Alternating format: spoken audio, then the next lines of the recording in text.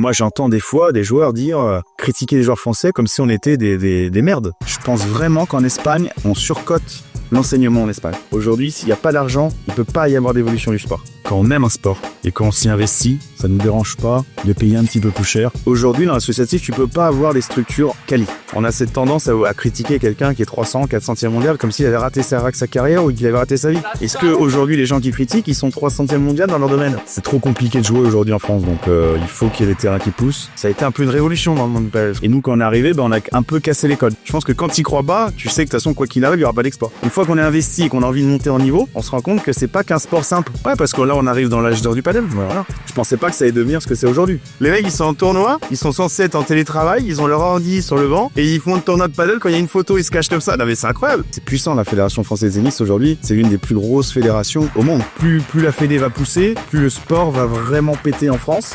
Le padel n'a pas besoin de pub, il a besoin de vérité. Je m'appelle Franck et c'est voilà pourquoi j'ai créé Alpha Padel Podcast. Ici, on parle vrai.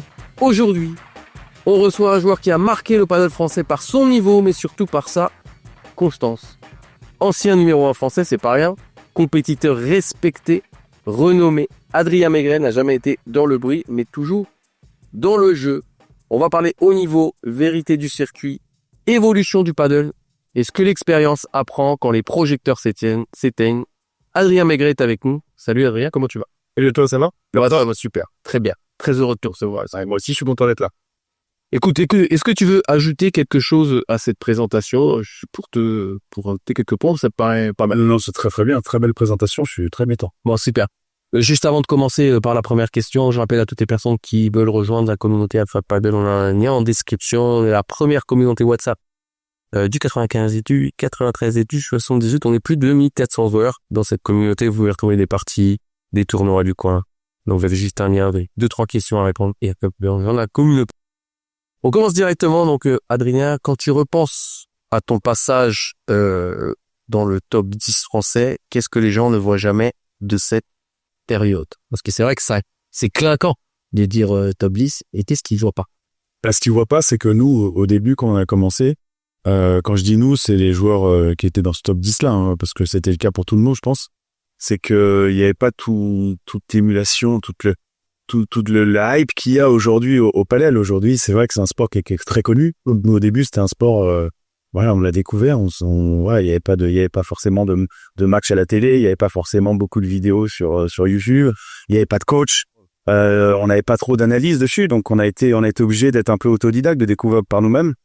Donc, les premières fois où on a commencé à faire des tournois, on s'adaptait, en fait. Parce qu'on était la plupart des joueurs de tennis qui ont découvert ce sport un petit peu par hasard. Et surtout, je pense qu'il est important par rapport à maintenant, c'est que nous, quand on a commencé, on a vraiment commencé parce qu'on aimait le sport. C'est-à-dire que on n'avait pas d'intérêt à jouer à ce sport, sauf l'aimer, en fait, le découvrir, jouer, commencer à prendre du plaisir. Et donc, il n'y a pas eu d'intérêt autre que aujourd'hui. C'est vrai que il y a quelques personnes qui peuvent avoir des intérêts.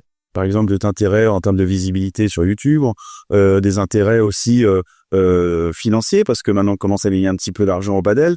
Donc nous, on a vraiment joué parce qu'on a kiffé le sport. Et je pense que c'est ce qui a fait que le côté autodidacte, à découvrir, à progresser, par nous-mêmes. Voilà, on n'a pas tout de suite été en Espagne. On a d'abord découvert le sport en France. On a joué entre nous. On s'est tiré la bourre un petit peu entre nous. Et puis on a progressé comme ça. Et c'est quoi à quelle date t'as pris ta première raquette? Alors c'était la date exacte, je me souviens plus, mais je crois que c'était en 2016. Ma première raquette, c'est un pote à moi qui s'appelle Sébastien Ruiz de Conero, qui m'appelle, qui me dit écoute Adrien, c'est un ami que j'ai depuis très longtemps, qui m'appelle, qui me dit écoute, faut que je te fasse découvrir un sport.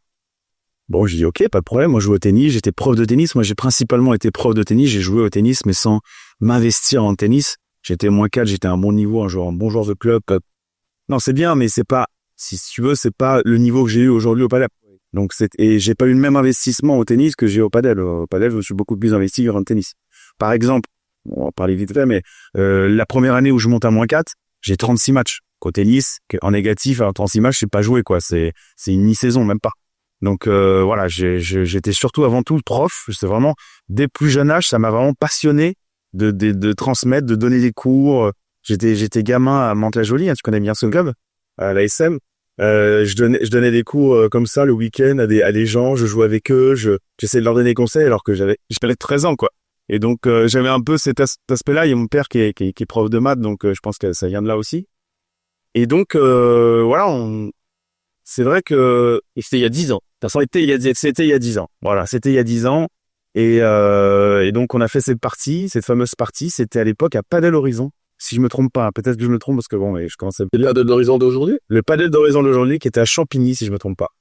Dans les commentaires, peut-être qu'ils corrigeront. Si voici le vidéo, c'était à Champigny. On va aller faire cette partie. Et c'est vrai que j'ai kiffé. Mais par contre, j'étais catastrophique. Je jouais en mode tennis, hein, comme tous les tennisman qui se mettent au palais.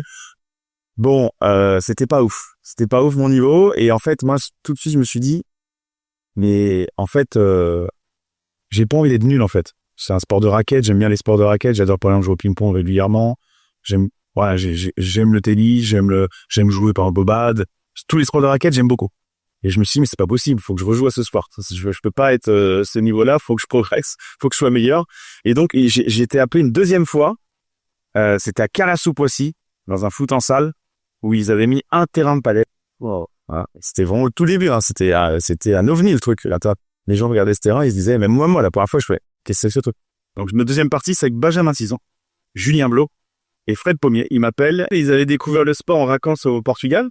Et donc eux, ils avaient déjà joué tout l'été et tout, ils étaient quand même un peu aguerris, quoi. Et ils m'appellent, ils me disent, ouais, tu veux faire un padel et tout, donc j'avais fait une partie du four avec Sébastien Ruiz. Et donc je leur dis, ouais, je suis chaud grave, bon, par contre les gars, je vous dis, la première fois que j'ai joué, j'étais pas ouf, quoi. Ils disent, ok, mais nous on joue que depuis quelques temps, ça va aller. Bon, j'ai perdu toutes les parties, hein. J'ai joué avec les 3 partenaires, j'ai tout perdu. Et donc là, j'ai dit, bon, c'est simple, voilà. Je perdrai plus. Je perdrai plus contre Julien, je perdrai plus contre Benjamin, je perdrai plus contre Fred. Alors Benjamin, j'accepte un peu plus parce que Benjamin Tison. Ah, Benjamin Tison. J'accepte un peu plus qu'au tennis, il était à mon niveau, mais les autres, c'était moins fort, je les ai toujours battus. Non, mais l'ego du tennisman, c'est de pas vouloir perdre un sport de raquette contre le gars que tu bats au tennis. Et donc, ça s'est transformé à, bah voilà, maintenant je vais y jouer. Donc, je me suis investi, j'ai fait au début une partie par semaine. Après, il y a le club de Bois-Larcy qui s'est créé. Le Padel Club à l'époque, c'est le premier club privé vraiment proche de chez nous. Moi, j'habitais au Chênay, donc c'était top. C'était un terrain chez moi. Il y avait 6 terrains. Il y en avait 2 de taille normale avec une poutre à 6 mètres et demi. Et il y en avait 4. Malheureusement, ils avaient dû faire un peu plus court parce qu'il n'y avait pas la place pour mettre 4 terrains. Sinon, c'était, 2 mètres 6 terrains. Sinon, il y avait 4. Donc, ils avaient mis, on s'en rendait pas compte à l'époque. On jouait sur les 4 petits terrains. Et il y avait un tournoi déjà à l'époque. Bah ouais, il y avait déjà des tournois. Ouais. C'est un peu c'est la période où la FFT a commencé à, un an après, je crois qu'elle a repris le padel. Au début, c'est des tournois, en fait. Le système au départ, c'était en fait, plus il y avait de monde dans le tournoi, plus il y avait de monde dans le tournoi, plus il y avait de points. Donc, c'est-à-dire que le classement était pas trop, ça reflétait pas trop finalement les meilleurs parce que il suffisait d'être dans une région qui jouait beaucoup, où il y avait plein d'équipes, bah tu marquais plus de points, alors que dans les petites régions où le niveau était bon, on marquait pas beaucoup de points. C'était ça au tout début. Et après, rapidement, je crois que c'était en 2017, voilà, où la FFT a repris le sport. Et bah ça a été une aubaine pour le padel, hein, parce que d'après les infos que j'ai, c'est même la fédération à l'époque, l'organisation, je sais pas si c'est une fédération ou l'organisation, qui avait été voir la fédération française de tennis pour leur dire, bah reprenez le padel, parce que voilà, ils ont du budget, parce qu'ils ont une image, c'est puissant la fédération française de tennis aujourd'hui, c'est l'une des plus grosses fédérations au monde. Donc grâce à Roland Garros, grâce aussi à tout ce qui est mis en place. Et donc c'est vrai que bah c'était la période de commencement là où il y a eu commencé à avoir les P500 et tout comme ça. Toi, ton premier tournoi que t'as joué, c'était quelle catégorie, tu sais? Premier tournoi que j'ai joué, c'était Me dis pas un P100, quoi. Bah au début c'était des tournois donc où il y avait pas de catégorie, enfin c'était juste le nombre de joueurs. Voilà, ouais, d'accord. Mais avec le système fédéral, ça a été je crois un P250 avec Seb Ruiz, on avait je me demande si on n'avait pas fait finale, on avait battu à l'époque Fabrice Ortiz et Fabien Weber. C'est toi non, pas de l'horizon, ouais, en demi-finale. Petite anecdote marrante, il y a eu un petit litige à cette époque-là, on les découvrait, c'est sympa et il y avait une balle un peu limite, Seb, je sais pas trop. J'étais un peu moi, j'étais pas trop mon sport et tout, je savais pas trop, j'ai dit bon, on remet la balle et tout, c'était chaud, ils sont un peu mouillés, mais bon, je me suis mis un peu en autre. Et on a fini par gagner. On en reparle de ça chaque fois qu'on se voit. Souviens-toi, je devais te battre, il me dit à chaque fois. À quel moment tu as senti ton rapport justement au haut niveau quand t'étais bien développé dans ta carrière de sportif de haut niveau? À quel moment tu as senti que ton rapport au haut niveau était en train de changer? Alors, c'est vrai qu'il y a eu plusieurs phases. Donc, il y a eu cette phase un petit peu de découverte du sport. Il y a eu la phase où on s'est imposé en France.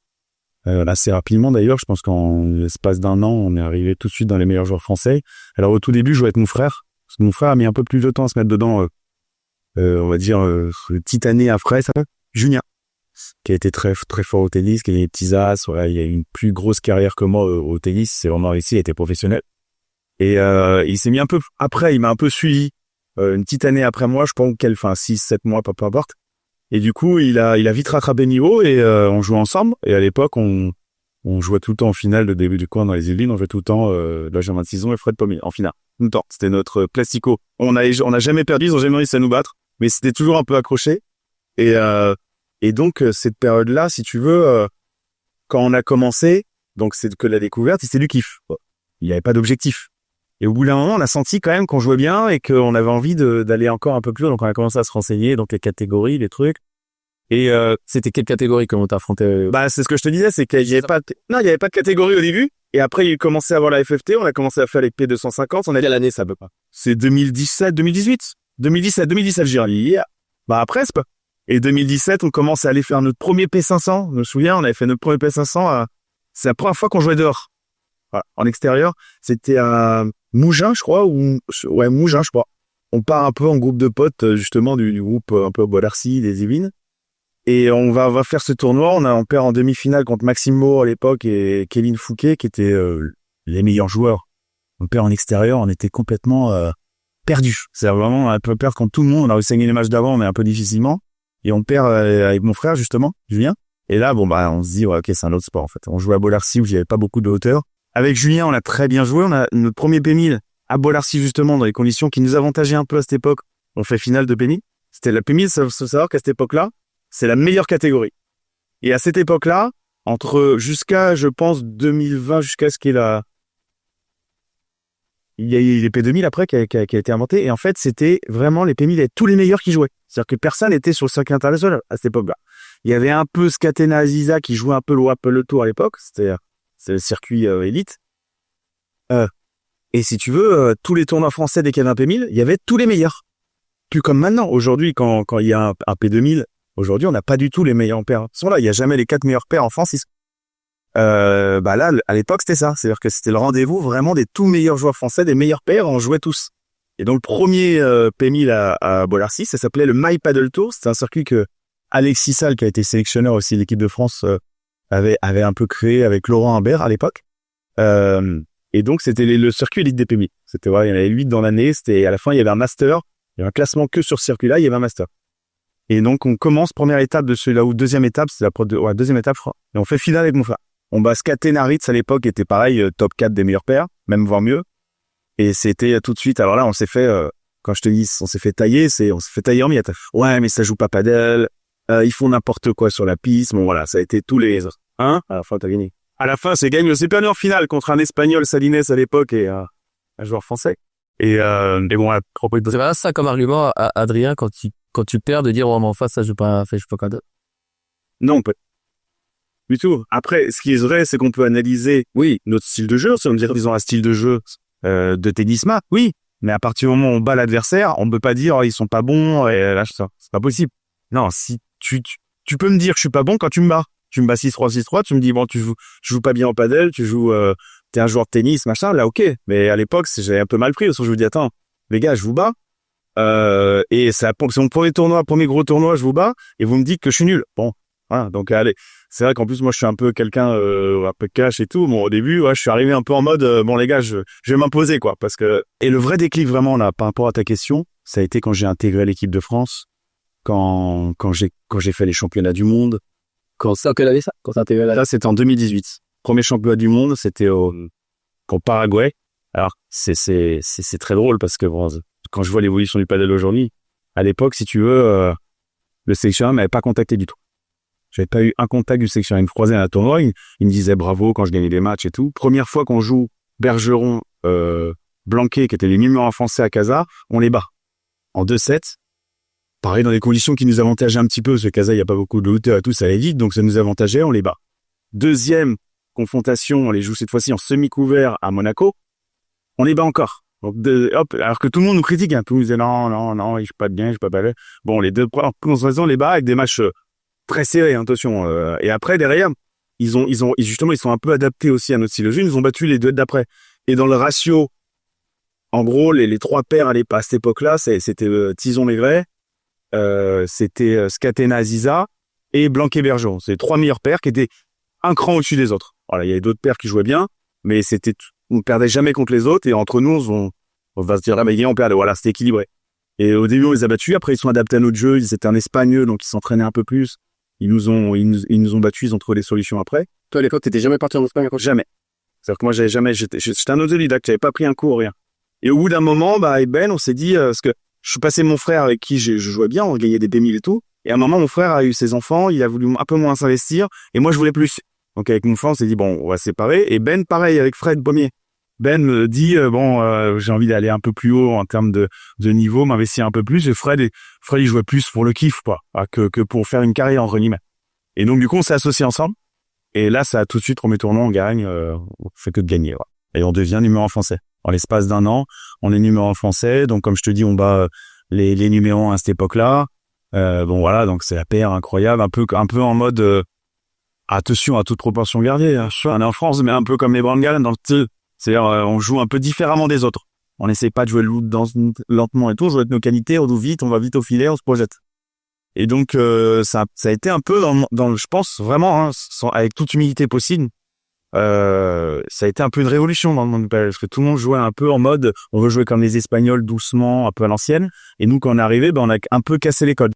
C'est-à-dire, j'ai adapté ce que là où t'étais fort au tennis, tu l'as adapté, tu l'as préparé? Ouais, voilà, c'est-à-dire que en fait j'ai pris mes qualités. Je me suis dit voilà, moi je suis un joueur, je suis agressif, j'ai une bonne volée, je suis pas un grand défenseur, je suis un peu grand, je suis un peu raide, je vais pas rester 10 échanges derrière, je vais vite me projeter vers le filet, on va rentrer en volée, Ben aussi, c'était un peu ses caractéristiques. Et on va faire ce qu'on fait. Moi, j'avais un super rouleau gris, Ben aussi. On tapait bien. Voilà, on a travaillé un peu la vibora, mais au début, c'était pas du tout notre point fort. Et on jouait comme ça, on jouait avec nos qualités, volley. En fait, on surprenait les adversaires. C'est-à-dire qu'on jouait vite vers eux, on allait vite au volley, donc ils étaient un peu pris. Et ça marchait bien, du coup. Et donc, après, équipe de France, tu m'as dit, Paraguay. Équipe de France, Paraguay. Donc, je suis sélectionné sans que le sélectionneur me le dise toute l'année. Alors, j'ai tout gagné, hein. Et quand tu l'as appris, je l'ai appris parce qu'à l'époque, au championnat de France, on est, c'est marrant parce que maintenant c'est plus le cas, mais à l'époque, en fait, les deux finalistes du championnat de France étaient automatiquement sélectionnés. Comment ça, je suis sélectionné? Moi, je savais pas trop les règlements et tout. Et il me dit, bah oui, tu sais, les finalistes, ils sont sélectionnés comme ça. Et là, j'ai une réaction, je me dis, mais attends, Alexis, tu dis ça comme ça, mais attends, ça fait des mois que je suis numéro 1 français, ça fait des mois que je gagne contre tout le monde quasiment. T'aurais pu me le dire avant. Enfin, ça me paraissait une évidence. On était à quelques semaines, même pas 2 mois, je crois, de la compétition. Donc, la sélection allait se faire. Je dis, attends, mais, tu vois, c'était pour ça que je te dis que c'est le côté professionnel, ça, même pas encore là. Voilà, c'était amateur. En fait, au début, c'était amateur, semi-pro, entre guillemets. Mais même dans l'organisation, même le sélectionneur à l'époque. C'est joli, par le mec. Bah, non, mais il savait, mais tu vois, il m'a pas contacté, il m'a pas suivi, tu vois, il a attendu que je fasse finale au championnat de France pour me dire bravo, quoi. Et ça m'a un peu marqué sur le coup, et je souhaite, j'avais un peu mal pris, mais pas méchamment, mais j'avais un peu à le croire. Attends, mais si j'avais perdu en demi, je m'aurais pas pris, quoi, en gros, tu vois. Tu vois, c'était un peu ça. Donc, c'est marrant, cette anecdote. Si vous raisonnez quoi, alors, cette compétition, la première fois que tu te confrontes un peu, que tu vas au Paraguay, que tu te confrontes à des joueurs autres que français? Alors, c'est marrant parce que c'était le décalage. C'est-à-dire qu'on est dans un endroit qui est un club qui est bien, mais un peu, bon, c'est au Paraguay, c'est pas très quali, tu vois, c'est des terrains extérieurs et tout. Même comparativement à la France, ou tu dis par rapport à maintenant? Ah non, à part rapport à la France, c'était mieux. C'était un club il y avait plein de terrains. Il y avait tu vois, ils disaient, tu sais, t'es bien, mais si tu veux, tu vois, c'était des terrains pas très quali. Le TAS de Moquette avec sable, c'est pas, le Paraguay, c'est quand même pas en termes d'infrastructure et tout, le niveau de la France, quand même, malgré tout, dans le sport, je parle dans le sport en général. Donc bon, c'était un peu vétuste, mais en même temps, bon, il y avait un engouement de foule et toutes les nations avaient des équipes. On voyait que les Espagnols, les Argentins, il y en a qui s'échauffaient, ils allaient faire les séances physiques, c'était pro, quoi. Voilà. Les mecs étaient déjà professionnels. Et c'est là où je me suis dit, voilà, là, je rentre dans un truc, on finit 4e. On fait, 4 sur combien? 4 sur toutes les nations. On passe les poules. On bat l'Uruguay qu'on n'avait jamais battu avant. Moi, je suis titulaire avec Ben, on joue que ensemble. Les 3 paires étaient définis, c'était Blanquet, Bergeron, Scatena, Aziza à l'époque, Melret Tison. Et en remplaçant, il y avait, Maxime Moreau et Mathieu Lapouche. Voilà. Il y avait une petite déception parce que Mon frère aurait pu être sélectionné cette année-là en tant que à la place de Mathieu Lapouge. Le sélectionneur a préféré prendre Mathieu Lapouge. Voilà, bon, je sais pas si c'est vraiment officiel, je sais pas si vraiment il le dira, il l'avouera un jour, mais je sais que c'est parce qu'il voulait pas qu'il y ait 2 Maigret dans l'équipe, quoi. Parce que comme on est arrivé, moi, au début, tout le monde me disait que j'étais nul, alors que je les battais, donc j'étais un peu en mode, bon, les gars, j'ai montré que j'étais présent, quoi. J'étais là. Et donc voilà, ça a pas trop plu qu'il y ait les 2 Maigret qui viennent, les 2 frères et tout. En plus, on a un peu de caractère. Et donc bon, voilà, je sais que ça l'a un peu touché, mon frère, ça. C'est pour ça que j'en parle là pendant le podcast. Et je pense qu'il méritait, il y a une saison où il méritait vraiment, il était 7e français, il jouait très bien. Il méritait au moins d'avoir une sélection en équipe de France, il l'a pas eu et ça l'a un peu touché, je sais. Et bon, voilà, on fait 4e historique. Jamais on avait été mieux classé que ça avant. On n'avait jamais atteint les demi-finales. Bon, on perd contre l'Espagne. Il y a un petit truc aussi, petit détail, hein, j'ai le souvenir, ça avait marqué moi, c'est que quand on joue l'Espagne, on a fait tourner. C'est-à-dire qu'en fait, on joue l'Espagne, la meilleure nation. À cette époque-là, ils étaient au-dessus de l'Argentine. Et alors, cette année-là, je crois que c'est eux qui gagnaient le championnat du monde. Et on me dit, moi, je suis joueur de l'équipe, je suis titulaire, je gagne tous les autres matchs et tout machin. Je me suis dit, les kiffs, l'Espagne. Je vais jouer les meilleurs joueurs et tout. LeBron, il était déjà à l'époque et tout. Galan. Et on me dit, non, tu vas pas jouer, tu vas te reposer pour la médaille de bronze. Là, alors moi, je suis très équipe, je suis ce qu'on me dit et tout.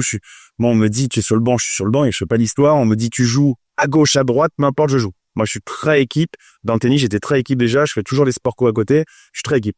Donc, j'ai pas de problème là-dessus, mais ça avait choqué. Je me dis, mais attendez, mais je comprends pas. Les gens me font on a point de les battre, en fait. Quand on fait un match d'exhibition, on fait quoi? Autant les laisser. Et dans ce cas, on se repose tous. Et on va jouer le médaille de bronze après. Ça m'a un peu choqué. Et je pense que cet état d'esprit aujourd'hui, il existe encore un peu et il faudrait que ça change un petit peu, que ça se bouge. On ait envie de les battre, quoi. Donc, quand t'avais joué, non? Non, j'avais pas joué. J'avais laissé ma place, donc les remplaçants avaient joué. Max et Mathieu Lapouge. Et T'as contre qui? T'es gay déjà, enfin? Ouais, c'était LeBron, Paquito, il y avait aucun match accroché. Il y a Ben avec Max Moreau, je crois, qui avait fait une bonne partie. 2-7 un peu accroché, 3-6, 3-6-4, un truc comme ça, je me souviens plus exactement, mais je crois que c'est une bonne partie. Mais sinon, non, c'était au-dessus. C'est pas, le débat, c'est pas Dieu de savoir si on n'est pas au niveau des meilleurs espagnols, mais c'est juste avoir cette envie de voir les quand même. Je veux dire, les exploits sportifs, ça existe, hein. Tu vois, il y a le terrain, quoi. Voilà. Récemment, moi, je suis fan du PSG. Récemment, le Paris FC a éliminé le PSG. Aujourd'hui, s'il y a les cotes à faire, c'est du 90-10, pas. Et ils les ont éliminés. Donc, faut croire un peu. Je pense que quand tu crois pas, tu sais que de toute façon, quoi qu'il arrive, il y aura pas d'exploit. Et ça avait un peu choqué à cette époque-là. Et c'est à ce moment-là, vraiment, où j'ai joué genre, équipe de France, porter le maillot. On commençait à aller faire des World Padel Tour. Ça y est, on a commencé un peu à aller sur le circuit international. C'est là où il y a eu cette bascule. Qu'est-ce que justement le très haut niveau t'a apporté et qu'est-ce qui t'a pris? Parce qu'on parle souvent de tout ce que ça apporte, mais ça prend des choses. Donc ça m'a appris plein de choses. Ça m'a appris que ça t'a pris.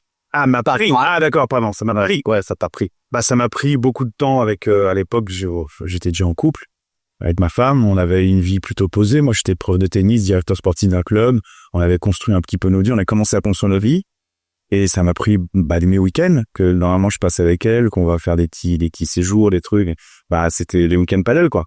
Donc ça m'a pris quand même, c'est un sacrifice quand même quand je laisse ma femme le week-end un peu toute seule, que moi je pars faire un tournoi, je reviens, des fois il y a l'exception, je reviens, je suis un peu c'est un peu dur, je suis mort physiquement parce que c'est 4 matchs dans le week-end, ça m'a pris principalement. Après c'est énormément de kiff, c'est découverte d'un sport comme ça où tu t'adaptes, et en fait je me suis rendu compte que j'étais beaucoup plus frais pour un sport collectif qu'un sport individuel. C'est pour ça que le tennis, j'ai jamais voulu vraiment aller au niveau et m'investir plus. C'est que déjà, je le sentais un peu quand je suis jeune, il fallait toujours que je fasse un sport co à côté. Mais c'est vrai que le padel, en termes de plaisir, de jeu, au tennis, je me frustrais vite, j'étais très... des fois, j'abandonnais les matchs et tout, ce qui m'arrive quasiment jamais au padel. Au padel Parce que c'est requis. Ouais, parce que je suis avec un partenaire, que tu joues aussi pour l'autre, que t'as envie de te donner pour l'autre, t'as envie de t'améliorer pour l'autre, t'as un projet. Et c'était incroyable au début, je jouais avec nos frères quand même, on est dans les meilleurs joueurs français. Après, je jouais avec un pote que je connais on se connaissait depuis, on avait 10 ans, on est dans le même club à Nantes ensemble. C'est génial, quoi, tu vois, c'est c'est un peu ce que je disais à Julien, Julien Blot, qui disait, c'est un peu une pépinière de stars. Très bon joueur. Mais Mantes-la-Jolie, ça a été un club, l'un des des meilleurs clubs des Yvelines. Il y a eu un âge d'or de Mantes-la-Jolie, il y a 20 ans, voilà, il y a 20 ans, 25 ans, où c'était un club qui était en tennis en National 1B. Il y avait des joueurs qui jouaient circuit ATP, qui venaient jouer, qui étaient 200, 300. Mon frère il était moins 30 à l'époque. C'était tous les week-ends de match par équipe, il y avait je sais pas 300 personnes qui supportaient les équipes. C'était l'âge d'or du tennis. Voilà.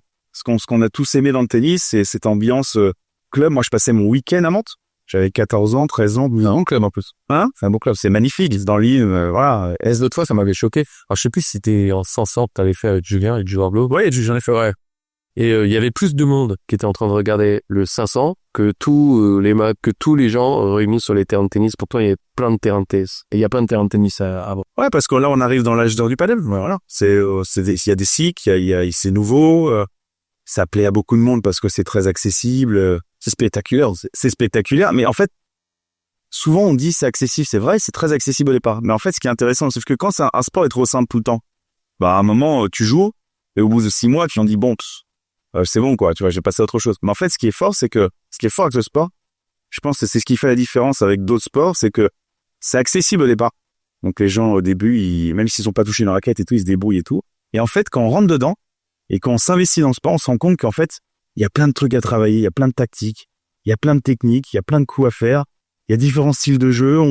En fonction avec le partenaire qu'on joue, il faut jouer différemment. En fait, c'est très riche après. Une fois qu'on est investi et qu'on a envie de monter en niveau, on se rend compte que c'est pas qu'un sport simple, qui est facile d'accès. C'est plus que ça. C'est un vrai sport à part entière avec vraiment ses stratégies, des trucs à travailler. Et en fait, c'est pour ça que tout le monde devient complètement possédé du padel. Ah, mais moi, j'ai été possédé à l'époque. Mais moi, je vois des gens, des élèves à moi, des gens que je côtoie, ils sont x10 par rapport à moi. Mais ils sont, et pourtant, c'est pas, moi, on pourrait dire, bah, il a été hypé aussi parce qu'il a bien joué, il a fait partie des meilleurs, c'est vrai. C'est vrai que le fait d'être fort et de gagner les plus meilleurs français, ça a forcément poussé au fait que je continue, peut-être. Si j'avais perdu, peut-être que moi, j'aurais peut-être moins, peut-être. Mais la vérité, c'est que il y a des gens, ils sont en niveau amateur, ils sont en P100, P250, ils gagnent des matchs, ils en perdent, et ils continuent à y jouer 4 fois par la semaine. Ils prennent des risques avec leur tac parce qu'ils sont normalement en télétravail, ils ont l'ordi au bord du... Non mais c'est un truc de fou ça. Ils se voient tout le temps. Enfin. Non mais les mecs, ils sont en tournoi, ils sont censés être en télétravail, ils ont leur ordi sur le banc, et ils font un tournoi de paddle, quand il y a une photo, ils se cachent comme ça. Non mais c'est incroyable. Il y a que ce sport qui avait ça. Il y a aucun autre sport qui fait ce genre de comportement, quoi. C'est incroyable. Moi, j'adore. Ça fou, bah. Avec le recul, est-ce que le système français t'a plutôt aidé à performer ou plutôt freiné à certains moments? Alors, freiner, non. Freiner, non, parce que c'est une carrière personnelle quand même. C'est pas comme un club de foot où le club peut te limiter avec le budget et tout. Non, freiner, non. Par contre, aider, oui. À une échelle peut-être ça aurait pu être mieux. Tout comme tout, hein, tout aurait pu être mieux. Mais bon, ça a été une période, nous, c'était le tout début. Déjà, la Fédé, faut quand même... C'est vrai que je sais que la Fédé est souvent critiquée. Moi, personnellement, ça m'est arrivé de la critiquer sur des aspects parce que je suis tellement passionné de ce sport que j'ai envie que ça aille peut-être plus vite, que 16 rivaux n'est pas parfait. Voilà, exactement. Et voilà. Il faut être aussi critiqué dans les deux sens. Il faut critiquer quand c'est constructif, positif, négatif, dans les deux sens. Et c'est vrai qu'il faut quand même se mettre à la place de la Fédération française de tennis. Ils ont un sport qui est un sport qui cartonne. Ok, c'est le meilleur sport de raquette, numéro 1, tout le monde y joue dans le monde entier. Il y a des légendes dans ce sport et tout. Bon, il récupère un sport. Déjà, c'est fort quand même de la part. Déjà, imaginons le basket, on aurait été les voir. Bon, c'est un sport de raquette, ok, mais on aurait été voir le basket, on aurait dit prenez le padel. Bon, on nous aurait rigolonné. Bon, le tennis s'ouvre, dire bon, bah, on va prendre le padel. Pour l'instant, ça ne coûte rien, c'est bien, on va être développé tout. Déjà, ça, c'est quand même pas mal. C'est-à-dire que c'est quand même un risque c'est un sport, quand je dis un risque, c'est que rien ne dit que ça va marcher, quoi. Au tout début, personne, moi le premier, j'adorais ce sport, mais je pensais pas que ça allait devenir ce que c'est aujourd'hui. Donc, ils le prennent, ils commencent un peu à le développer. Alors, au début, on se dit tous, c'est dommage, quoi. La Fédération française de tennis pour aller plus vite, faire plus de trucs. Mais petit à petit, finalement, on s'est retrouvé quand même avec un grand chelem à Roland-Garros, un major. Je veux dire que, moi, pareil, quand j'ai appris l'annonce, je me suis dit, mais attends, c'est un truc de fou. On jouait au début, je jouais dans des hangars, c'était désert. Il y avait 3-4 personnes qui regardaient, c'est les dirigeants du club qui étaient impressionnés de nous voir, mais il y avait zéro hype, personne venait nous voir, quoi. Voilà. on était dans l'inconnu plus total. Et quelques années plus tard, c'est pas 10 ans après, c'est 5 ans après que j'ai commencé, 10 ans, il y a Roland, je me retrouve sur le central, à Roland à jouer, donc c'est quand même un truc de fou, ben. Donc oui, non, il a forcément, il nous a aidés. Moi, quand je joue pour l'équipe de France, ben c'est la FFT qui me prend dans cette équipe et qui veut que je représente les couleurs. C'est des expériences de vie de fou. Hormis le sport, ça a été incroyable. J'ai eu des émotions que j'avais jamais eues avant dans ma vie. C'est parti, je parle. Et donc oui, non, ça clairement, ça m'a aidé. Après, ils auraient pu m'aider plus. Parce que c'est vrai qu'au début, bah, ils étaient un peu frileux, ils savaient pas trop. On était les précurseurs aussi. Ouais, on était les précurseurs. Aujourd'hui, ils aident plus. Enfin, je pense, moi, mon avis, c'est qu'il faut que ça aille plus vite. Parce que je pense que plus la Fédé va pousser, plus le sport va vraiment péter en France. Et surtout, plus le niveau des joueurs va augmenter. Obligatoirement. Mais bon, je sais qu'il y a maintenant une équipe, il y a une équipe qui a été construite. Ça prend du temps, la Fédé, c'est comme ça. C'est le système. Et faut pas oublier que c'est une fédération de tennis à la base. Et que déjà, de maintenant structurer le paddle, de en faire autant, faut quand même être plutôt content de ça. Selon toi, qu'est-ce qui sépare réellement un top 10 français d'un joueur capable de s'installer durablement au niveau international? Ah, c'est pas une question facile. Aujourd'hui, le meilleur français, Thomas Leip. Ouais, Thomas Leip. Il est combien ça s'appuie? Il était avant sa blessure, parce qu'il s'est blessé malheureusement, au moment où il a taillé son meilleur niveau. Il était 80. Aux alentours du 80. Sous le top 100. Et il est déjà très gros. Et le jour où il se blesse, il joue les frères Deus, qui sont les deux Portugais, les meilleurs Portugais, qui sont top 50, qui jouent très très bien. Il est en train de débattre le jour qu'il se blesse. Donc c'est-à-dire qu'il était dans vraiment une vraie phase de progression qui était plutôt positif. Je pense que c'est un joueur qui a énormément de potentiel, qui peut atteindre le top 50, Thomas. Il va se remettre de sa blessure, j'en suis persuadé, parce que c'est un bosseur. Et l'écart est stratosphérique avec les meilleurs mondiaux. C'est-à-dire que Thomas aujourd'hui, comparé à un Galam, bon, il peut malheureusement pas rivaliser. Sur 10 matchs, il en perdra 10 quoi qu'il arrive. Peut-être qu'une fois, il apprendra un set parce que les en face sont on passe un peu à côté et tout, mais il sait jouer à l'ami. Pourquoi? Parce que tout simplement. Pourtant Thomas, il a commencé tôt le padel. Il a commencé chez nous. Il doit avoir 22, 23 ans, je pense. Je me trompe peut-être, mais dans ces eaux-là. Nous, au moins, l'équipe de France en 2019, il intègre l'équipe de France en 2019, donc il a commencé assez tôt. Il a joué au tennis un petit peu, mais pas jusqu'à ses 20 ans, 25 ans. Il s'est vite mis au padel. Aujourd'hui, on voit qu'il y a des jeunes qui se mettent que au padel quasiment, qui n'ont pas joué au tennis. Je pense à Johan Borona, Timo Fonkni, qui sont nos deux meilleurs jeunes aujourd'hui en équipe de France. Ils étaient en équipe de France. Et ces deux joueurs-là, déjà, c'est une génération de joueurs de padel. Parce que nous, on était des joueurs de tennis, la plupart, qui se sont adaptés. Il y a que Bastien Blanquet qui a pas trop joué au tennis, qui était un pur produit padel. Au final, il fait partie des tout meilleurs. C'est aujourd'hui le meilleur joueur de gauche en France depuis des années. Et c'est vrai que on sentait la différence quand même, que lui, il s'est pas adapté forcément du tennis au padel. Donc déjà, il faut qu'on ait une vraie génération de joueurs de padel qui démarrent 100% padel. 100% padel. Faut pas qu'ils aillent dans un autre sport avant, faut qu'ils fassent 100% padel. Voilà. Faut qu'ils apprennent dès le plus jeune âge à jouer au padel, à être un joueur de padel, à jouer avec les vitres, à tous les coups du padel, à les maîtriser et à baigner dedans. Déjà, ça, pour moi, c'est primordial. Et en fait, moi, je pense que ce qui fait la différence avec l'Espagne, c'est juste qu'ils sont en avance par rapport à.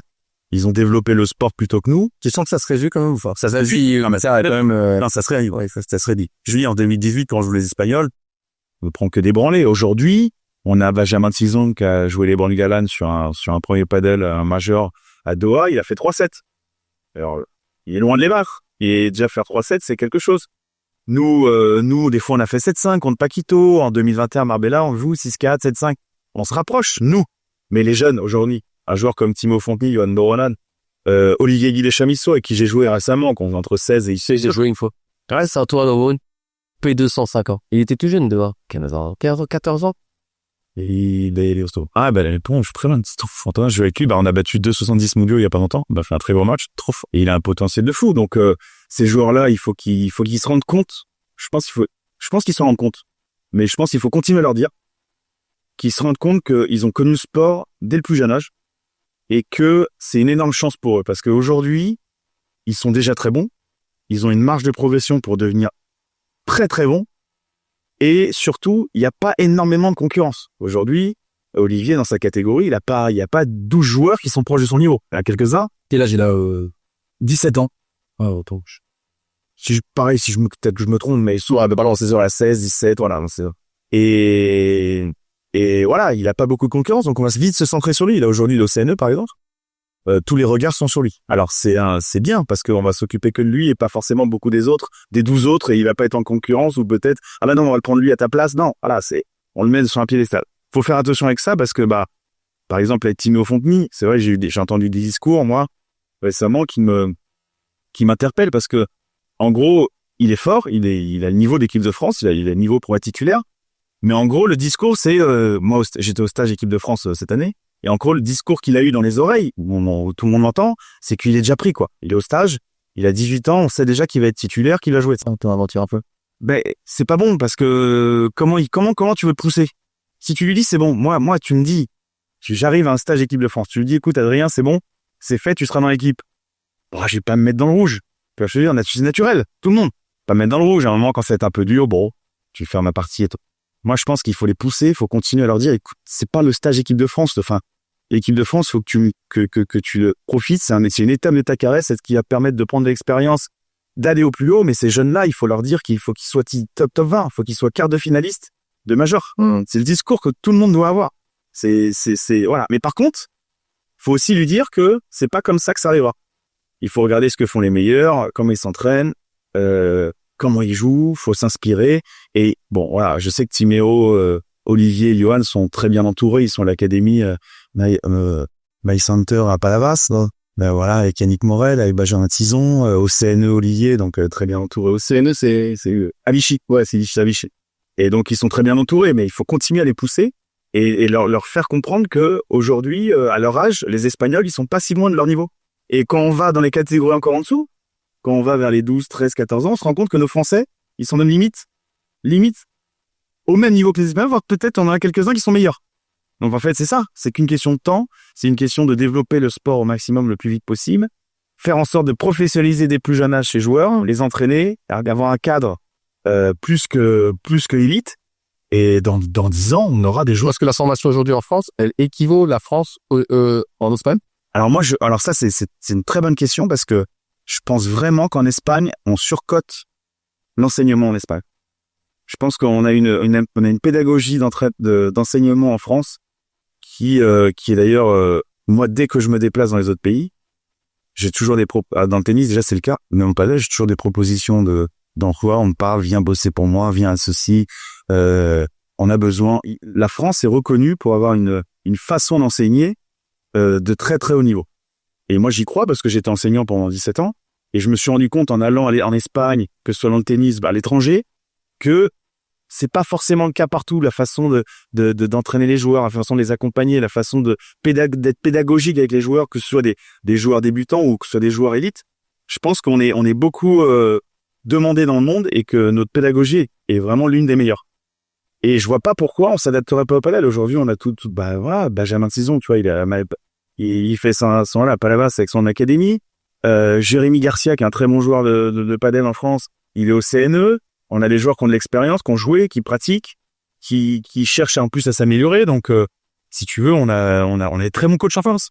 Pour moi, il y a plus. Pas besoin forcément d'aller à l'étranger. Non. Aujourd'hui, Jean-Thomas Perroux à Bordeaux, Big Padel Jet Academy. Il a 3 membres d'équipe de France qui sont au stage.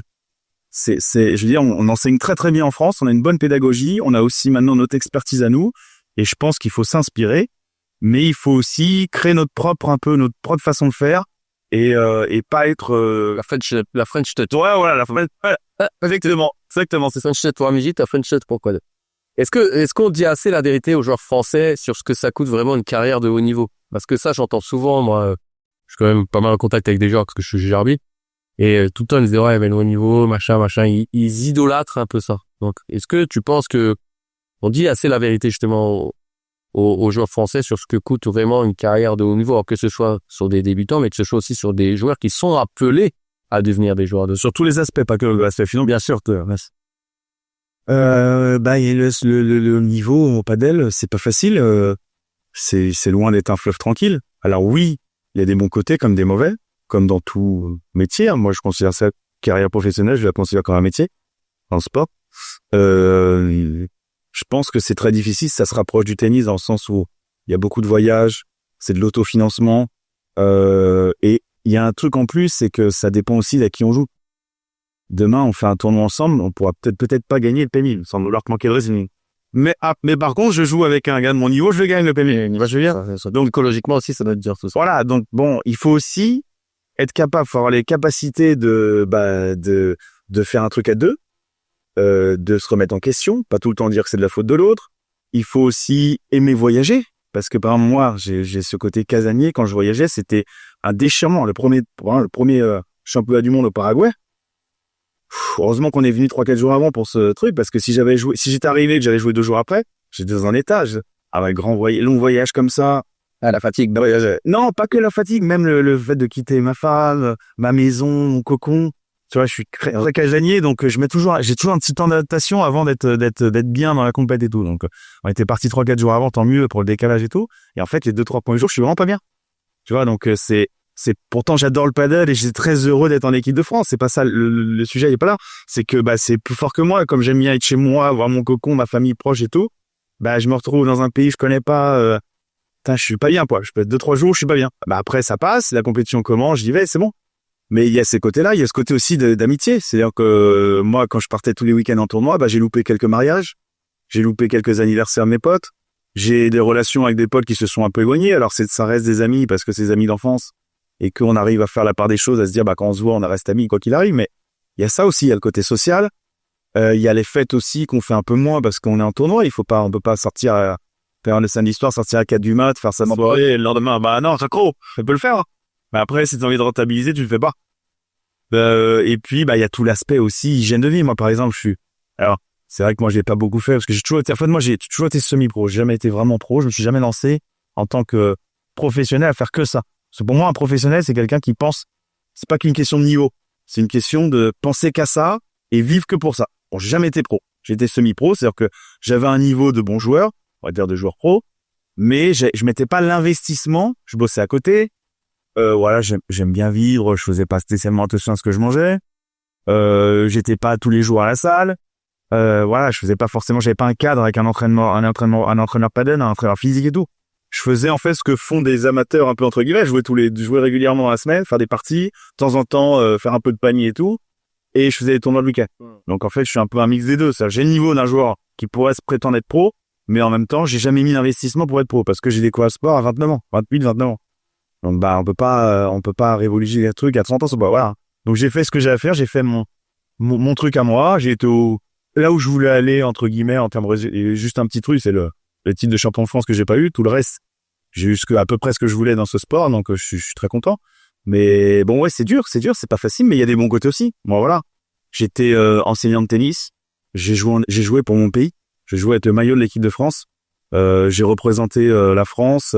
Il y a des gens qui étaient derrière moi qui m'ont poussé. J'ai joué sur le central de Roland-Garros. J'ai eu la wildcard, j'ai eu cette chance. Tu vois, quand on disait la FFT tout à l'heure, la FFT, oui, elle m'a forcément aidé puisqu'elle m'a donné une wildcard à Roland-Garros, que j'ai pu gagner un match en 3-7, 7-6 au troisième, incroyable avec Bastien Blanquet. Des émotions que j'y pense encore. Tu vois, c'était il y a 3-4 ans. J'y pense encore et des fois, ça me donne des frissons, tu vois. Quand j'y revois, des fois, je retombe sur des photos, je suis limite j'ai larmes aux yeux, quoi, tu vois. Gagner comme ça et encore le stade était il y avait 500 personnes, 600 personnes, il y a personne à cette époque-là. Aujourd'hui, si tu fais le même match, peut-être qu'il y a la moitié du stade qui est rempli et c'est encore multiplié par 10. Donc c'est des émotions que j'ai vécues incroyables. Donc c'est un équilibre en fait, il y a du top quand ça marche bien et que tu vis des moments comme ça. Il y a des fois aussi où j'ai été en Égypte où le club c'était un désert, tu te dis mais où est-ce que je suis? T'as peur limite de pas pouvoir repartir du pays. Je te dis la vérité, c'est pas méchant, mais tu vois une ville désert avec des bâtiments vides et tout, t'arrives dans un club, t'es là, tu perds. J'étais avec Dylan Guichard, je me souviens, on avait joué un peu ensemble, on perd le match contre des mecs, je pense qu'on devait battre, t'es au fond du seau, tu sais que t'as ton avion, l'aéroport, le truc, bon des fois t'as envie de dire allez stop, c'est bon, t'arrêtes. Je suis à mes tournois dans mon coin, moi ça arrive, ça arrive. Mais bon, voilà, il y a plus de positif que de négatif. Ouais. Il y a des émotions fortes en toi, ouais, émotions fortes. Aujourd'hui, comment tu juges l'évolution du paddle français? Progression saine ou course en avant? L'évolution du paddle français, dans quel domaine? Parce qu'il y a quand tu vois qu'il y a des clubs qui pètent de partout, moi donc ça pop de partout. Bon, avec ma modeste expérience, j'ai fait 3 ans dans le paddle. Je vois bien que quand j'ai commencé, je jouais à Cassanois. Je vis des clubs comme de très beaux codes qui ont ouvert, comme 2B2, Corbière Paris, 95, bon, bref, comme plein de clubs à côté de chez moi. Alors que là, on n'y est pas. Alors que j'allais m'entraîner. Au tout début, quand j'ai commencé, j'avais à Paddle Horizon, ça c'est une d'eau. Ouais. L'explosion des tournois. On a pas partout, tout le temps. Le CBRD. Le CBRD. L'explosion des tournois côtiers. L'exposition des joueurs aussi, parce qu'on voit bien qu'aussi quand même fait, comme tu disais, toi, à ton époque, vous étiez un peu les précurseurs, donc ça veut le coller à gauche à droite. Maintenant, on voit bien quand même que, on voit dernièrement Coelho qui a signé, bon, si c'est pas un joueur français, Coelho qui a signé avec Ron et qui a signé avec Rolex. Donc, tu vois, quand tu vois tout ça, est-ce que tu te dis, ça va dans le bon sens ou il y a attention pour faire attention à certaines choses quand même? Moi, je pense que ça va dans le bon sens. Je pense qu'aujourd'hui, on a pas assez de terrain en France. C'est trop compliqué de jouer aujourd'hui en France, donc il faut qu'il y ait les terrains qui poussent. Moi, je crois beaucoup au secteur privé. Je pense que le secteur privé va continuer à développer ce sport et à pousser ce sport vers le haut. Je pense aussi que c'est bien que dans les associations, dans les clubs municipaux, les du padel pour l'accessibilité, pour que les gens puissent découvrir ce sport, puissent y jouer, commencer à découvrir et qui bifurquent après sur les clubs privés. J'ai remarqué que c'est ça le schéma, quoi. C'est ça le schéma. Il est très bien, ce schéma. C'est en fait, tu commences dans un, moi, je me souviens, pareil, les clubs Sadora. Je sais pas si tu connais, un club de, ouais, je connais ça, quoi. Et, moi, j'étais trop content d'y aller, parce qu'on payait 400 balles à l'année, tu peux jouer 3-4 fois dans le week-end, donc c'est vraiment que dalle. Et qu'est-ce que t'as fini par faire? En fait, parce qu'après, je me suis rendu compte que les terrains étaient pas aussi bien entretenus que dans les structures privées, et que le niveau des joueurs était quand même assez limité. Je me trouvais à être dans les meilleurs du club, alors que j'estimais pas que mon niveau était le meilleur de la région. Donc, je suis parti jouer dans des structures plus payées. Moi, ce que je crois vraiment, c'est que quand on aime un sport et qu'on s'y investit, ça ne nous dérange pas de payer un petit peu plus cher pour être dans des conditions de jeu qui nous font rêver, quoi. Moi, je suis pas quelqu'un qui roule sur l'or. Ça me dérange pas de payer 15 € mon heure, 30 € les 2 heures pour aller jouer sur un terrain qui me fait kiffer, où j'ai l'impression de jouer comme à la télé. Et je pense que c'est cet état d'esprit que la plupart des gens ont, c'est qu'ils ont envie de se faire leur kiff, quoi. Ils bossent toute la semaine, ils ont d'autres choses à penser. Quand ils vont au paddle, ils ont envie de se déconnecter, ça les fait kiffer. Je pense que de toute façon, aujourd'hui, peut-être que ça évoluera, mais aujourd'hui, dans l'associatif, tu peux pas avoir des structures quali. Parce que ça coûte très cher, parce que les villes ont pas forcément le budget pour pouvoir créer ce genre de truc. Ils ont pas forcément non plus le modèle économique. Ça marche aujourd'hui, si tu vas dans un club de tennis et qu'on te dit, bon, maintenant, c'est 1500 € l'année. Bon, on n'ira plus. Voilà. C'est la vérité. Quoi, les clubs de tennis, ils ont du monde aujourd'hui? Parce que c'est pas cher. Parce que, les terrains, c'est souvent des terrains extérieurs ou semi-couverts, un peu moins quali. Et donc, du coup, il y a du monde qui vient, mais économiquement pour le club, c'est un petit plus parce que ça aide pour le tennis, mais c'est pas ça qui fait vivre le club. C'est un petit coup de boost, le padel aujourd'hui, pour un club de municipal.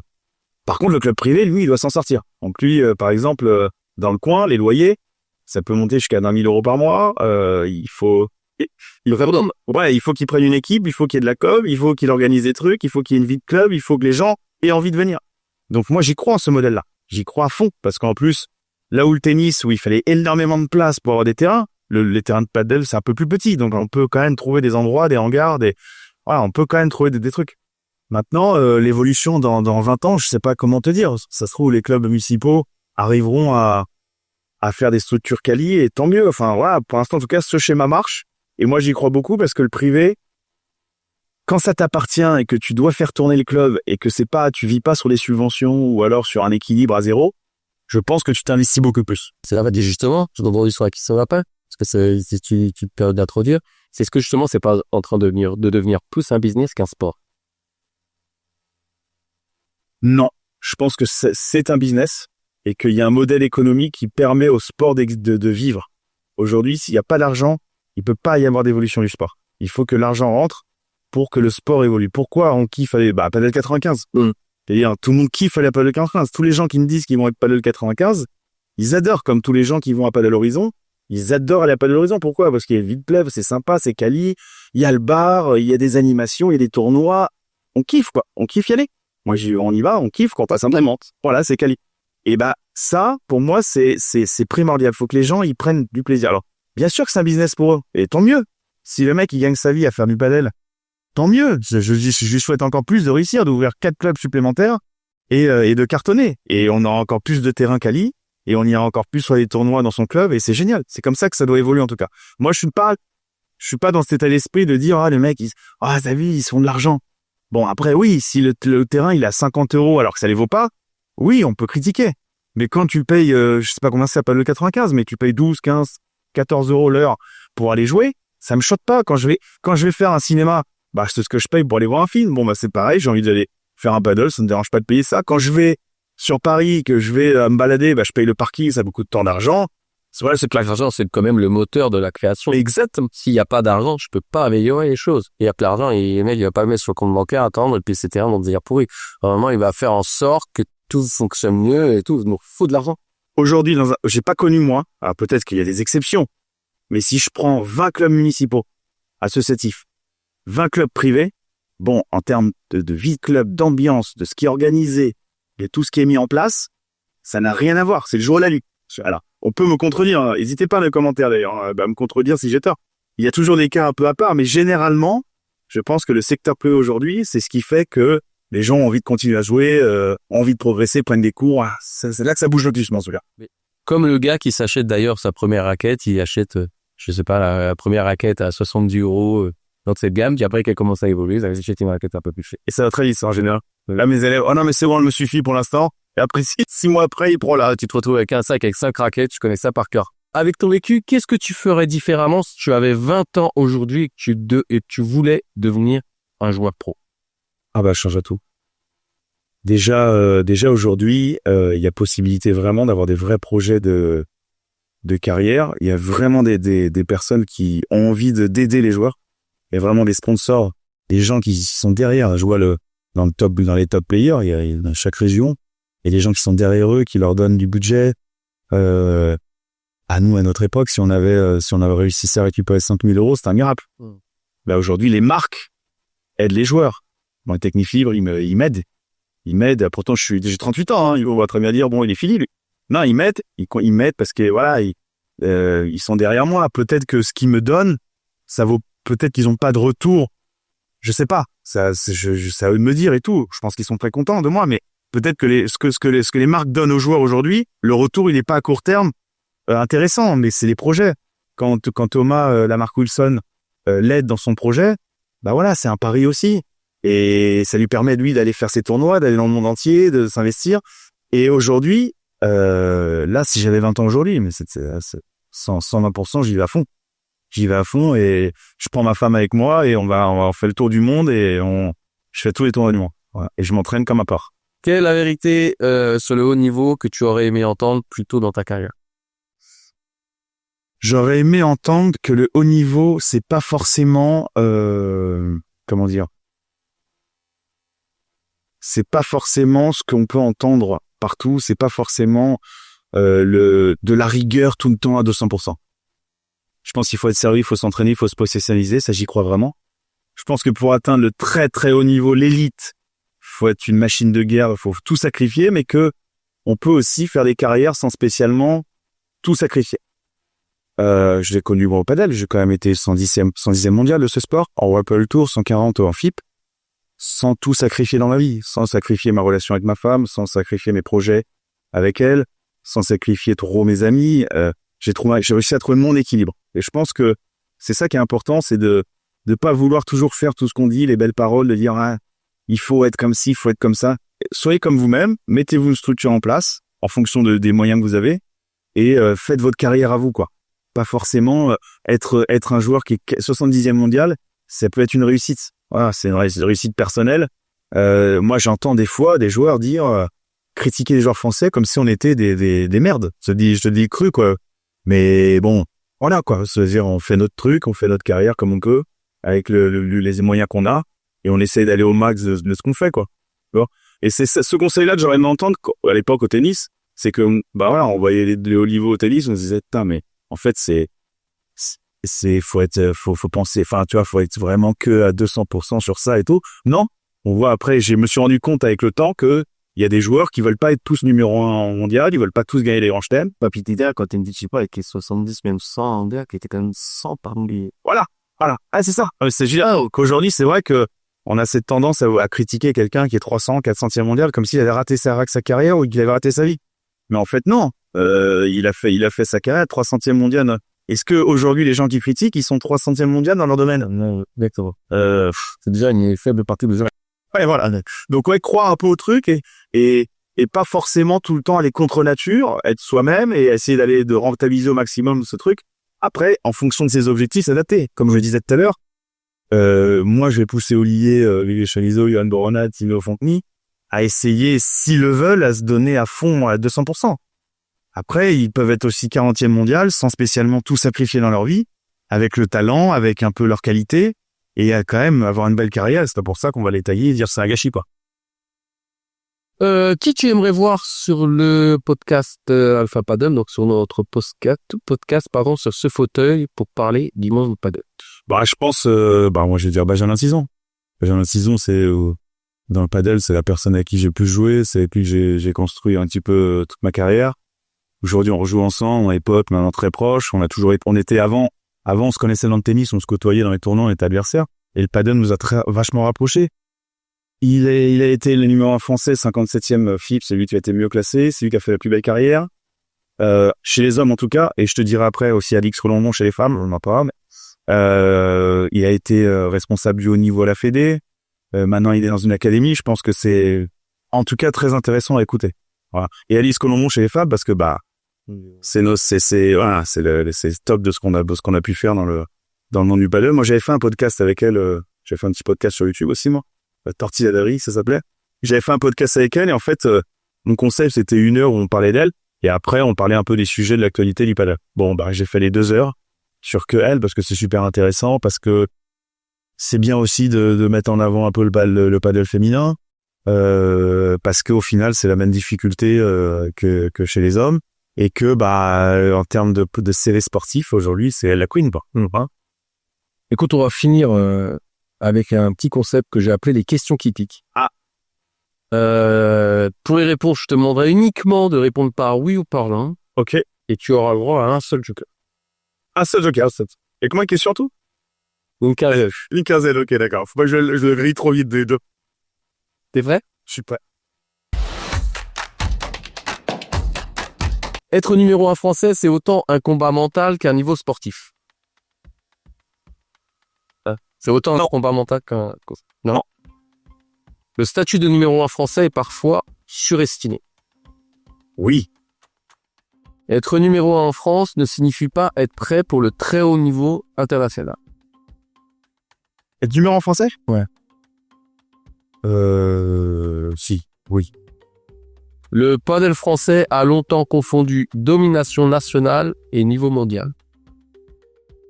Non, je pense pas. Au contraire. C'est vrai, je pense vraiment que même les numéros français, on avait tendance à les mettre plus bas que ce qu'ils étaient. Quand tu étais numéro 1, le niveau global en France était-il plus faible qu'aujourd'hui? Oh, putain, j'adore cette question. J'ai envie d'en parler. On peut en parler ou pas? Je sais pas répondre. L'entendez? Moi, j'entends beaucoup. C'est vrai que maintenant, il y a beaucoup de gens qui commentent les vidéos YouTube. Moi, j'ai pas un Brandin Sichet, je le suis, j'aime bien, c'est un mec que j'adore. Julien Serin, j'ai pas mal suivi les vidéos et tout. On se suit, quoi. On regarde un peu. Je regarde pas toutes les vidéos, je regarde un peu. Et des fois, on tombe sur les commentaires. Et j'entends des trucs, là, par exemple, je l'ai joué au FIBA Caen, on a battu Romain Sichet au premier tour. J'entends les mecs dire des trucs dans les commentaires. Ouais, s'il jouait avec un meilleur, il lui mettrait une taupe. Ou alors, j'entends Jules Marie. Si Benjamin Tison avait été 57, s'il a été 57 FIB, il va largement être top 30 comme si c'était une évidence. Mais, en fait, les gens, ou alors que nous, on est vieux et qu'on vaut plus rien, mais ils se rendent pas compte qu'en fait, quand on a commencé le padel, nous, il y avait les mêmes joueurs. Il y a juste quelques jeunes qui sont arrivés, mais moi, en 2019, je t'ai dit, il y avait déjà Thomas Ley. C'était la partie des meilleurs français. Il y avait déjà Bergeron. Il y avait déjà Blanquet. Il y avait Benjamin Tison. Il y avait Adrien Maigret. Max Moreau. Aujourd'hui, il joue plus, là, cette année, mais en termes de niveau, il fait partie des meilleurs joueurs français. Il y avait déjà Iserio. Il fait partie des meilleurs joueurs français. Il y avait déjà Skaten à l'époque. Il a arrêté, mais il y a encore 1 ou 2 ans, il avait encore le niveau des meilleurs français. Donc, il y a quelques jeunes qui se sont griffés là-dedans. Mais je veux dire, le niveau élite en France aujourd'hui, chez les hommes en tout cas, il a progressé. On a continué à progresser aussi, mais il a pas été révolutionné. Aujourd'hui, je joue Fontny-Bergeron, qui est considéré comme peut-être la 2e meilleure paire en France. J'ai 38 ans. J'ai, je vais être gentil avec moi. 8 kilos en trop. Donc c'est un peu plus. j'ai un peu le genou blessé, j'arrive encore à gagner sur un match. Je dis pas que je les bats tout le temps, mais sur un match, je suis encore capable de les battre. Donc c'est que, tu vois, nous, on n'a pas été si nuls que ça. Parce que pareil, j'entends médaille de bronze en 2022, on a fait médaille de bronze. C'est historique pour un médaille au championnat du monde. Tu vois, et au lieu de dire, c'est extraordinaire, il y a des gens qui le disent, hein. Mais ce qu'on entend, nous, dans le réseau, c'est peut-être une petite minorité, mais on entend, en gros, ouais, mais à l'époque, c'était un sport amateur, un machin. Mais on est toujours amateur, on fait encore toujours partie des meilleurs Français. Donc, soit il y a un problème avec les jeunes qui évoluent pas assez vite et qui devraient nous mettre un et un tous, soit nous, on n'est pas si vieux que ça, quand même. On s'adapte au sport, on continue à progresser sur ça, mais de toute façon, quand il dort, t'as l'espace. Ouais, aussi. Ouais, voilà, il y a ça. C'est important que je l'ai dit, ça me tenait à cœur. T'as bien fait. Aujourd'hui, la concurrence en France est plus dense qu'à ton époque. Oui. Ah, celle-là, elle est bien, celle-là. Celle-là, c'est... Alors, attends, je reviens sur cette question. Pardon, je suis désolé. Ah, je t'en prie. J'aime beaucoup parler, comme tu vois. Elle est plus dense, oui. Mais comme je te dis, à l'époque, dans les catégories de tournois, aujourd'hui, c'est P2000 le plus haut. À l'époque, c'était Peigné. Je l'ai dit, on en a parlé, nous, le P1000, il était douce. Voilà. Sur le circuit français, en tout cas, la concurrence est beaucoup moins forte qu'avant. C'est-à-dire qu'à l'époque, quand on faisait un P1000, c'était le plus gros tournoi en France, et au début des P2000 aussi, les 4 meilleurs pairs en France venaient. Donc, si tu veux, c'est plus dur de le gagner. Aujourd'hui, les P2000, c'est beaucoup plus facile de les gagner. De temps en temps, quand c'est en début de saison, il y a les meilleurs qui gagnent, mais même là, récemment à Bordeaux, c'était début de saison et tout, il n'y a pas les 4 meilleurs pairs qui sont là. Parce qu'il y a plus de tournois, il y a plus de... Parce que les joueurs, maintenant, vont sur le circuit fit. Ah oui, c'est pour être numéro 1 français maintenant, t'as beau tout gagner en France, tu le seras pas. Il faut être sur le circuit fit. Donc, ils mettent une priorité au circuit fit, ce qui est compréhensible, mais c'est pour ça que c'est important de dire. Oui, il y a plus de densité, il y a beaucoup plus de joueurs. Par exemple, le 500e français en 2018 était bien moins fort que le 500e français aujourd'hui. Bon, par contre, les tout meilleurs, ceux de 2018 sont encore là, en l'occurrence. Voilà. Alors, peut-être pas numéro 1, mais on est proche en termes de niveau, quoi. Le numéro 1 français actuel est-il plus fort que toi quand tu étais au sommet? Oui. Le système français donne-t-il vraiment aux leaders les moyens de performer au plus haut niveau?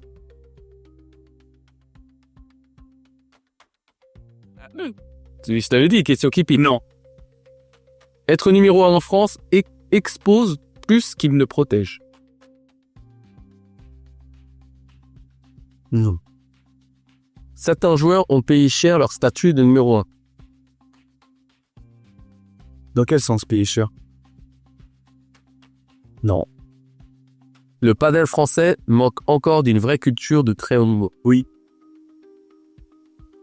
Adrien Maigret à la tête du padel français au sein de la FFT, c'est possible? Non. Aujourd'hui, non. Parce que j'ai pas envie de prendre ce rôle. Il y a un rôle qui m'intéresse, hein, si tu veux que je te fasse une petite exclue. Ce qui m'intéresse aujourd'hui, là, ce serait d'être sélectionneur à l'équipe de France. Ça m'intéresse vraiment. Le poste par exemple, Benjamin, quand il a quitté la fédération, le poste s'est ouvert, il y a eu des candidatures. J'ai pas postulé. Donc, j'ai pas cette envie aujourd'hui de prendre ce poste. Peut-être plus tard. Je vais jamais dire jamais. Peut-être plus tard. En tout cas, aujourd'hui, la seule chose qui aujourd'hui m'anime là pour éventuellement intégrer, aider, vraiment par passion, pas parce que c'est un plan de carrière. Je veux dire, aujourd'hui, moi, je fais mon truc à moi et j'ai pas forcément un plan de carrière à intégrer la fédération ou être sélectionneur. Mais je pense qu'aujourd'hui que je pourrais apporter en tant que sélectionneur équipe de France. Parce que j'ai été joueur, parce que cette équipe-là, je l'ai dans le cœur, quoi. Et que là, les 2 derniers résultats, quand j'étais pas là, ça m'a fendu le cœur de voir les échecs. Et que je pense qu'il y a plein de trucs à améliorer, et que je pourrais être le profil, en tout cas, c'est me penser à moi, peut-être que je me trompe, je suis pas lucide, mais je pense que je pourrais être le profil qui pourrait apporter quelque chose. C'est une bête professeur une fois. Ouais. Si tu avais 20 ans aujourd'hui, tu ne construirais pas ta carrière de la même manière. Ah bah oui. Ton regard sur le padel est aujourd'hui plus lucide que lorsque tu étais numéro 1. Oui. Le padel français irait-il mieux aujourd'hui si les anciens numéro 1 avaient eu plus de pouvoir? Oui.